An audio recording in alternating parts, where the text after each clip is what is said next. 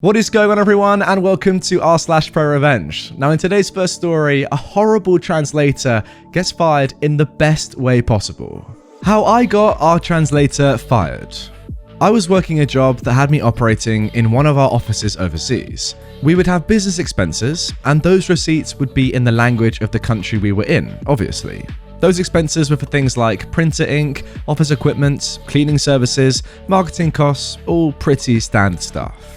Well, around this time, we got a new VP over our region who worked out of a head office in LA. This VP came up with the brilliant idea to hire a translator to translate all of the receipts to make sure we weren't sneaking in BS. Fair enough. However, the issue that arose was that we had to send our expenses to the translator, who would translate the receipt, then submit for reimbursement. The problem was, this translator was a real Karen type.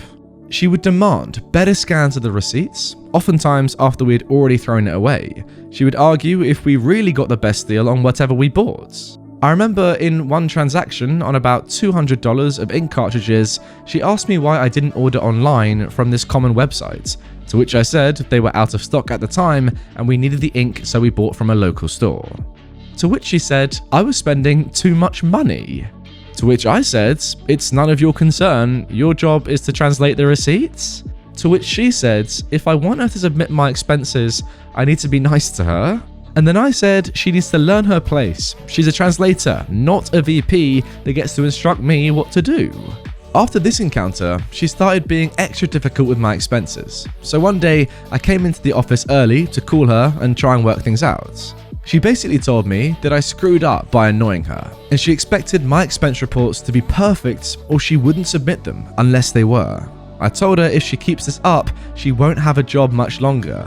She laughed and wished me well and hung up. A few months later, we had our annual meeting in LA, and after the meeting, we were at a bar, and I walked up to our VP and started up a conversation. I steered the conversation to expenses, and I asked him how much in monthly expenses did he typically reimburse us for in the country we worked out of. He said about $3,000 to $4,000. I acted surprised and asked, "Is that all?" He goes, "Yeah." To clarify, that $3,000 to $4,000 is the typical spend, and he said, yeah, it rarely gets above $4,000. So I asked him about how Karen, our translator, is doing. He says she's doing a good job, and I nod my head, and I go, how much fraudulent expenses has she caught? It's important to note, every employee that was submitting expenses was well paid. They'd be awfully stupid trying to skim some extra dollars via fraudulent expense reports. He goes, what do you mean? I said, well, you hired her to ensure all the expenses you were reimbursing us for are legitimate, right? Her job is to translate them for you, correct? He says it is, and I ask, so is it safe to presume you've done that to ensure people aren't submitting BS expenses? He says, you could say that. I smile and ask, so how much in fraudulent expenses has she actually caught? He thinks for a moment and goes, I don't think she's caught any. So I ask, and how much do we pay her? He says it depends on her workload, but between $2,500 to $3,000 a month. I smile and ask, does it really make sense to pay someone $3,000 a month to translate $3,000 in receipts? Well, she ensures we aren't getting fraudulent expenses. And I counter, well, you said she hasn't counted any in the last 9 months. And the expenses are always between $3,000 to $4,000. So as long as the expenses stay in that range, wouldn't it be safe to assume that the expenses are legitimate? And couldn't you bring on a translator on a contract basis if they get out of hand? He sees my point. And imagine the cost savings. We'd probably save over $40,000 a year. That's a good chunk of change, isn't it? The VP tries to defend his position. But she does a good job. And I counter, but you could frame this as you've saved us $40,000 a year and created a baseline to judge expenses by. Cutting costs is always good for the bottom line and the end of year bonuses, isn't it? FYI, I knew that a major percentage of a VP's comp package with the company had to do with the company's margin at the end of the year. The bigger the margin, the bigger the bonus. You can see the twinkle in his eye. We carry on with the rest of the night, and a few weeks later, we get an email from the VP saying that we are to submit all our expenses directly to the admin for reimbursement, and that we have let go of Karen. Yeah, I mean, to be honest with you guys, I'm not entirely sure how I feel about this post in its entirety. I don't really feel like any of this was really necessary. Yeah, the translator was being annoying and she was probably making your job way harder than it needed to be. And she was going on and on about, you know, it has to be done perfectly and all this stuff, and probably wasn't adding too much value to the company and all. But I don't really think it was your job or your role to necessarily get rid of her. It's a bit of a shame. I guess if she is making the job of the majority of employees worse or more difficult, then yes, that is an issue. And to be fair, the way you went about it was very, very well done. I've got to say, OP. But you know, a little nudge to your VP saying you could be making some money out of this. You know, we're losing quite a lot of money on this woman who really isn't actually offering that much to the company. So I understand it from that point of view. It just seems harsh to fire someone who was doing their job. Yes, they were doing it a little bit too well, and they probably thought they were a bit too, you know, big for their boots and all. But yeah, it seems a little bit harsh to get rid of her just because it was annoying you a little bit. I don't know, maybe I'm wrong, guys. Maybe I'm wrong on this one. As always, your comments are much more valuable than mine, so let me know down in the comments below what you think. Am I, you know, off my rocker? Am I talking a load of rubbish? Let me know. I want to hear your thoughts. Now moving on to our next post, how my grandpa became the owner of a gas station or garage. My family immigrated to America in the 1880s and settled in Nebraska. We were farmers for the first 80 years or so, but back in the 1960s, my great-grandma decided she was going to sell the entire farm before she died, and simply give her sons a third of the money for inheritance when she passed. She had 3 sons. In 1969, my great-grandma passed, and her 3 sons inherited the money she had earned from selling the farm. My grandpa decided he would basically let that money sit until after he retired from the military. In 1971, he deployed to Vietnam for his second and final deployment. At the end of his deployment, he returned to Nebraska and retired after 22 years in the service. Now, he had an old Chevy truck at the time and was in the process of building a concrete business with the money he had gotten from his inheritance. Well, during this time, his truck engine blew up. My grandpa was busy at the time and he didn't want to fool with the truck because he was busy. So he bought himself the engine he wanted to replace it with, which was an upgrade, and he went down to the only garage in town and asked them if they'd be willing to put the engine in the truck. They agreed on a price and told him to come back in a week or so. A week later, my grandpa comes back and picks up the truck.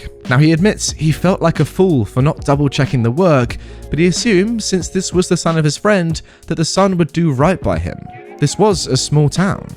Well, my grandpa opens up his concrete business and he's busy, and it comes time for his first oil change. This is about 4 months after he got the truck back. He's doing the oil change and he notices that the engine he bought isn't the engine in his truck. It's a smaller engine. This obviously angers him off to high heaven, as my grandma liked to say. So he storms on down to the garage and talks to the shop. Earl was the owner. Earl comes out and denies any wrongdoing, says he did as he was told and it shouldn't have taken him 4 months to bring the issue up. My grandpa tells Earl he needs to do what's right. Earl refuses. It's important to note this is a small town. Written contracts and so forth really aren't a thing. Your worth is your word. My grandpa tells Earl he's going to get him for this. Earl laughs and tells him to leave his shop. My grandpa goes down to the county and requests the record for who owns that gas station. It turns out it's an old family friend named Harold. My grandpa stops by Harold's house and starts inquiring about the business deal Harold has with Earl. Harold says, well, Earl rents the gas station from him. My grandpa asks Harold how is everything going, and Harold confides that Earl hasn't paid his rent in 2 months. My grandpa asks, do you have a written lease with Earl? To which Harold goes, nah, I sure don't. My grandpa then asks, well, what if I bought the gas station from you? Harold isn't completely on board with the idea, but my grandpa makes a strong point. Earl isn't paying his rent, Harold doesn't seem like he has much interest in being a landlord anymore, and my grandpa has the cash to buy the place outright. Harold, sensing something is up, asks my grandpa, did Earl do something to you? You seem awfully interested in this garage. Aren't you busy with the concrete business of yours? And my grandpa fills Harold in on the story. My grandpa also mentions that he has a son, my father, who needs something to do, and he'd be happy to buy the whole building from Harold for a fair price, and what happens after that is his business. Also, it's important to note, when Harold decided to rent this business to Earl, in that deal went all the equipment and tools that Harold had acquired over the years, so those belong to the building. Harold and my grandpa came to a number that they both agreed on. A few days later, my grandpa paid Harold in cash, in full, for the business. The paperwork is done, and my grandpa is now the proud owner of a gas station and mechanics shop. Now, my grandpa senses that Earl is not going to be pleased when my grandpa fires Earl, so for extra good measure, my grandpa calls up the local sheriff, who is a high school friend, and asks the sheriff to come with him to break the news to Earl. So my grandpa and the sheriff go down to Earl's now former business and they walk in. And before my grandpa could even say hello, Earl says, "Now I told you, I didn't cheat you." My grandpa smiles and says, "I'm not here about my truck, I'm here to fire you."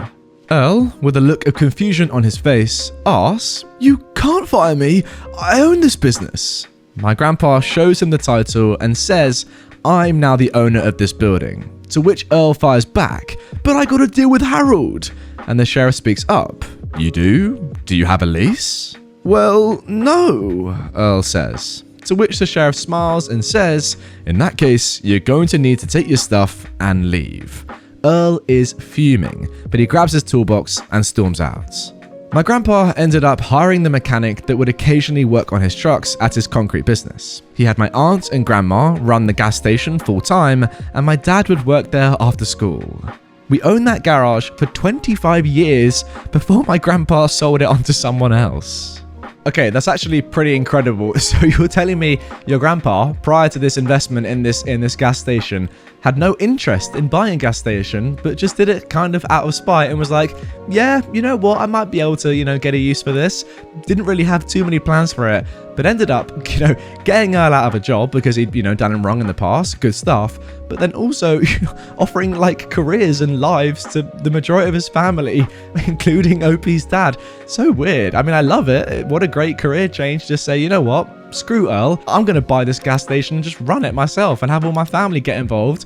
But yeah, that seems like a massive leap for somebody who just put the wrong engine in your truck. But I love it. This is r/ProRevenge. We do get great revenge on this subreddit. This is definitely one of those. Honestly, I don't even care about the revenge. It's the fact that you actually own this business for 25 years and ran it properly and fully, but including your whole family, which is just so perplexing, but also so cool. How you're just like, yeah, I'm just going to run with this now. I own a gas station, motherfucker. Anyway, guys, that is going to do it for this episode of r/ProRevenge. A couple of great stories there, in my opinion. If you enjoyed them and you are new to my channel, please consider hitting this button right here to subscribe and also turn notifications on so you get notified every time I post each and every day. If you want more from this subreddit straight away, though, you can't wait till tomorrow, then I've got a whole playlist of my ProRevenge videos right here for you. So yeah, go through that, binge watch them all. There's hours and hours of good stories in there for you to enjoy. And with that being said, I will see you guys all tomorrow for a brand new video.